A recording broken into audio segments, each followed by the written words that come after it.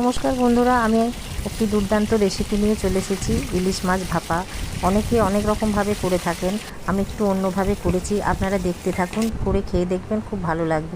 প্রথমে ইলিশ মাছগুলো হালকা করে তেলে এপিট ওপিট নেড়ে আমি তুলে নিয়েছি। তারপরে আমি সানরাইজের সর্ষে গুঁড়ো পেস্ট কিনে এনেছিলাম, সেটা বাটিতে জল দিয়ে ভিজিয়ে রেখেছিলাম 10 মিনিটের জন্য।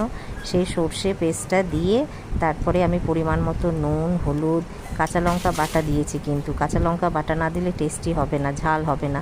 তার উপরে টমেটো কুচো, লঙ্কা কুচো দিয়ে সর্ষের তেল ওপর দিয়ে ছড়িয়ে, ধনেপাতা দিয়ে ছড়িয়ে তারপরে আমি গ্যাসটা ধরিয়েছি। এই দেখুন, প্রথমে কিন্তু আমি গ্যাস ধরাইনি। 10 মিনিটের জন্য আমি ভাপে দেবো। 10 মিনিট পর খুলে দারুণ সেন্ট উঠছে। এই দেখুন কি দারুণ হয়েছে। এটা আপনি গরম ভাতের সঙ্গে খেয়ে দেখবেন। হ্যাঁ, নামানোর পর আবার সর্ষের তেল একটু উপর দিয়ে ছড়িয়ে দেবেন, আরও টেস্ট দুগুণ বেড়ে যাবে।